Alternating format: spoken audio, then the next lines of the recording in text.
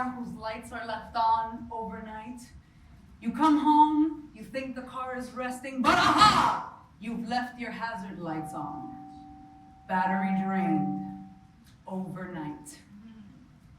Within all of us, there is a war going on against ourselves that is draining our battery. It drains us while we're sleeping, while we're thinking that we're resting, while we're sitting down for our cup of coffee, while we're waiting for our children to come home from school. The war is there, just like the blinking lights. Everyone is going through a different war. It's going on subconsciously. Some people don't even know. I know what some of you are thinking. I see those looks. Me, at war with myself. Absolutely not. But let me ask you this. Have you ever told yourself, you're too much of this? You're not enough of that. Those are thoughts that are products of the war going on inside. The you that thinks money is unlimited. The you that thinks there's never enough money. The you that wants to be sensual. The you that needs to cover up, like I do right now. Your more creative side, your more business side. Because the person that is telling you these statements is in your mind. It's a part of you that's passing that judgment on yourself. No one else is in your mind, just you. You have been the one regenerating those thoughts. This is the war between the different parts of you. So where did it begin? When did that divide happen amongst yourselves? See, for me, those statements were, you're too masculine. You're not feminine enough. I remember being about 7 years old, and there were two things that happened. My sister Rosalias was born, and I just happened to notice that our household was then divided. My brother and I were named like my dad, and my sisters were named like my mom. And I asked myself, why was I named like the boys? And I started to notice that all the things that I liked were classified as being for boys. Video games, playing with my dad's power tools, action movies. And all my friends at school, even at that age, started telling me, why do you like all those things? They're not for girls. And the second thing that happened around that time was that I went to my grandmother's house, and I'm sitting there with my two cousins. Their hair is all out and flowing. And my grandmother's friend who's there looks, I happen to have my hair tied back, and she tells my grandmother, who is that little boy? I never knew I looked like a boy until that moment. How would you feel as a child if someone said that to you? I see heads nodding. How would it feel? Bad. Shocking. Trauma. And it was for me a trauma. Because from there, as a result of these two things, a story unfolded in my mind about myself. One that made me feel that it was wrong to like masculine things. But I liked them anyways. So I felt like I was always team masculine, never team feminine. On one hand, I suppressed my femininity. But on the other hand, I felt that I wasn't feminine enough, that I really looked like a boy. And this was the story of contradiction that started replaying in the back of my mind for years to come. Now there was a need to meet an expectation from the outside on the basis that what I felt was wrong and that what I had was not enough. A worry, a fear that was not there before regarding my likes and what I looked like. Before, they just were. Now they were supposed to be something based on an idea that came from the outside. Energy going to this internal struggle instead of going somewhere else. I want you to think for a moment. Is there a story that you're telling yourself about yourself that is based on a contradiction? Is it based on a push and pull between two different sides? Let me tell you, there's a third option. But let's put that in our little side drawer of our mind for later.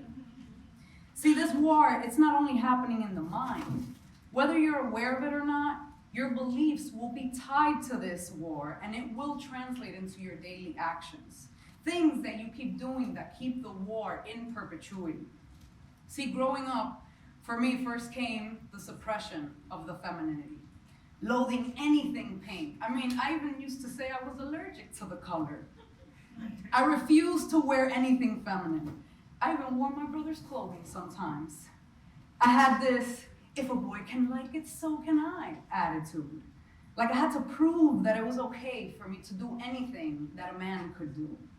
And as I got older, and I realized that my figure was not like the one in the comic books that I saw, or the animes that I watched, and my voice had a lower tone than that of my girlfriends, I started to really believe that I looked like a boy. And while I started wearing makeup at 12 to cover my acne, I used it as a disguise to look more feminine. I felt like I had to compensate for looking like a boy. You know, they say the masculine energy within all of us is responsible for focus, efficiency, logic, action, and the feminine energy responsible for flowing, creativity, intuitiveness, passive, passion. I suppressed my feminine energy, and with that, I suppressed all of the art. I took on roles that accentuated my more masculine qualities. This war really was governing everything that I did. So much energy just being drained. The body will begin to break down as a result of the war. Because the thing is that while the war is going on, subconsciously in the back of your mind, you still have a job and a family and a whole life to consciously worry about. They also need your battery supply. Your body will start to run out of energy. And you will see this in an increase of ailments that start to manifest. When I started getting to my, almost running on empty, I started working this job, and it really took a lot out of me. I mean, I had set such high expectations, and both sides were constantly struggling, pulling at my sides. I didn't know how to be. Everything was tugging at my batteries. My job, my family, my husband, my health. I was not regenerating fast enough. And I was starting to truly be empty. And let me tell you about some of the physical effects of being on empty. I mean, I started to get those hive breakouts so bad I wanted to scratch my skin with a hairbrush. Alopecia. My hair started falling out. I had bald patches. You couldn't even see where the hair follicles had been. And finally, the atomic bomb that my body launched on itself. This tumor, a fibroid growing on top of my uterus, crushing the uterus and the surrounding organs. Pain during physical activities for years. Abnormal bleeding, nausea, vomiting 24/7 for months. Stomach cramps, bloating. I mean, I was in a war, all right. I was fighting for my life to survive.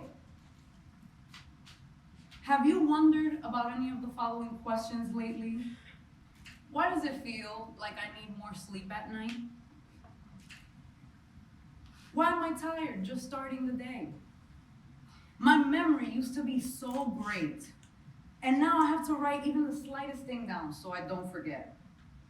Why does it feel so hard even though I'm meditating, I'm drinking tea, I'm doing the breathing exercises?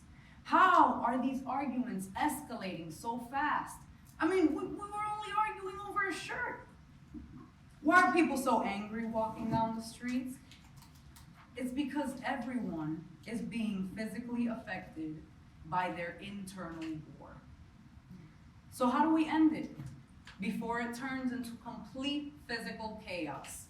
How do we finally make peace with ourselves? I want you to think back to your original statement. You're too much of this. You're not enough of that. Now ask yourself, you're too much According to who? You're not enough. According to who? Is it according to you? At what point did the voice on the outside infiltrate your mind and make you fear that your way of being was too much or not enough? What if it's not one side or the other? What if it's not black or white? Option number 3, ladies and gentlemen, is you. Whatever combination of you choose to be.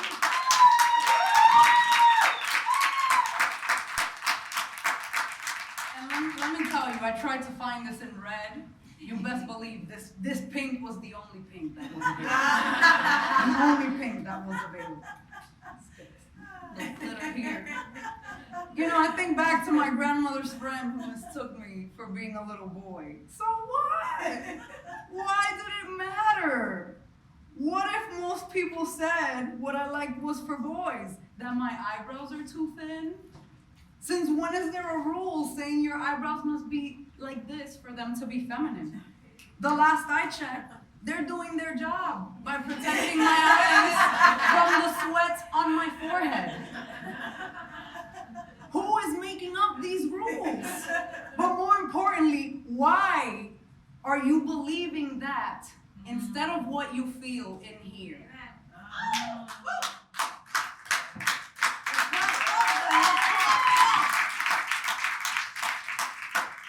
You do not have to pick one way to be. You can be more than one thing. Who told you your likes and desires belong to anyone else other than you? At any point in time, you can transform into whoever you believe you are meant to be. How? More on that in my upcoming book. No, but really, let's say while sitting here, you know, you've had your epiphany, you've discovered what kind of war you're in, you've had your roundtable meeting with all yourselves, you make peace. Now, what does a life without war look like? What does it look like? You know, I finally realized one side did not need to dominate over the other.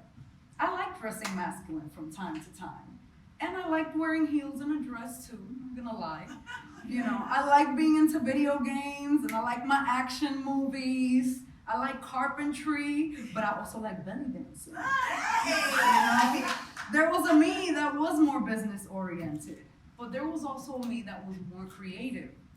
And let me tell you, when the parts of us within ourselves really unite, that is when we become limitless, right there.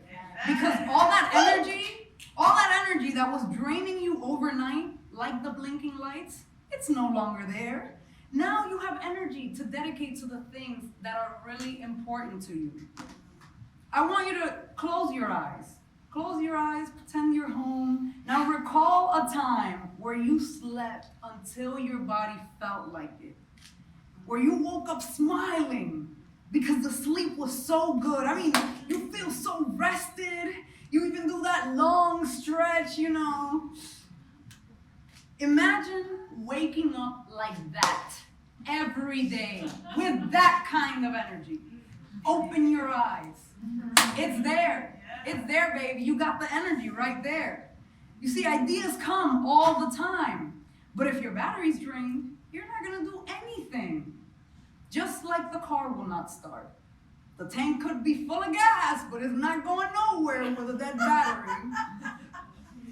But when that battery has energy, let me tell you that you will be able to take action when you tell yourself to.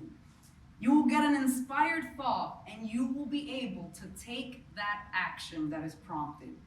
All you need is one catalyzing thought that will set you on your path to whatever it is that you desire. No limits.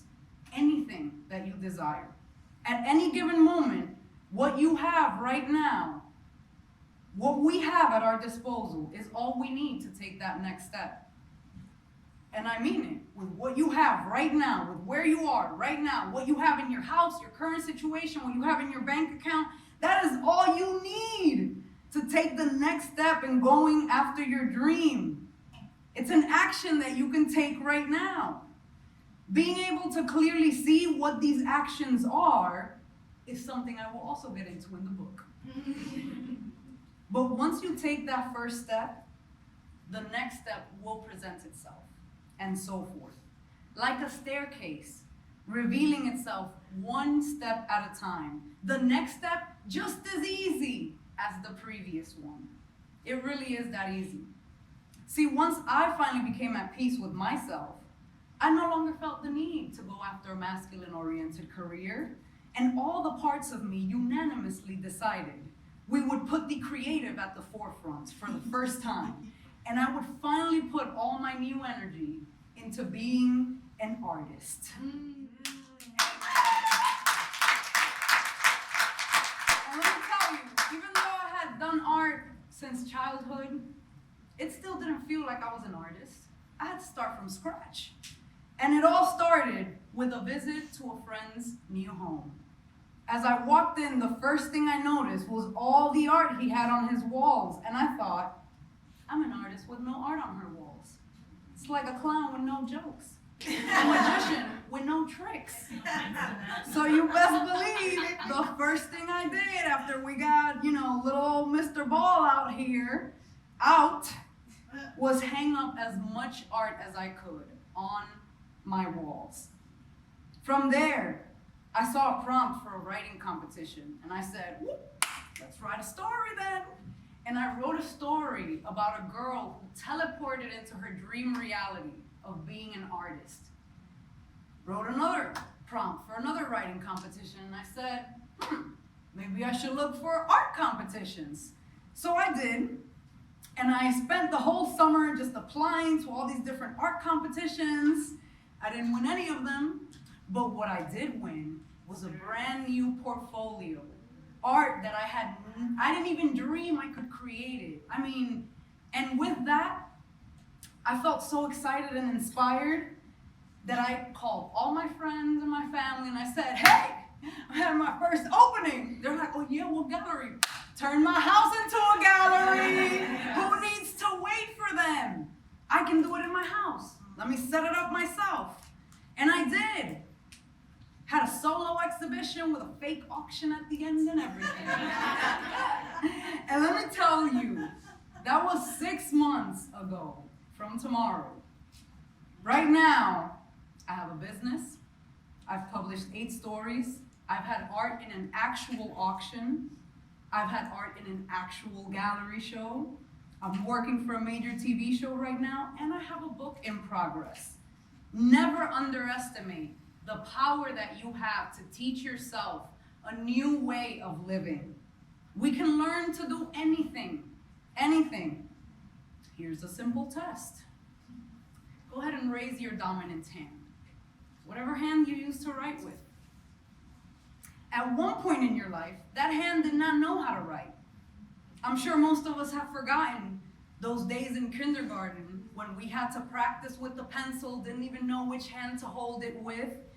It was hard, but we practiced. And now I'm sure you guys are capable of signing checks and all. We practiced, you worked at it, and now you are capable. The more energy you have, the more apt we become. We can train our minds to easily see these solutions. And it will be like that in all areas of your life. Shortly after my surgery, some precancerous cells were found, and I told the doctor that I didn't want my cervix shaved. I wanted to give my body a chance to heal itself. So I went home, and the catalyzing thought was, what vitamins can promote uterine health? Let's look that up. Looked that up, got my vitamins. What foods can help the body heal? Looked that up too. Then another day, what foods can increase the risk of cancer? Maybe I should limit those. My scan from months later, precancer cells where? Not in this body.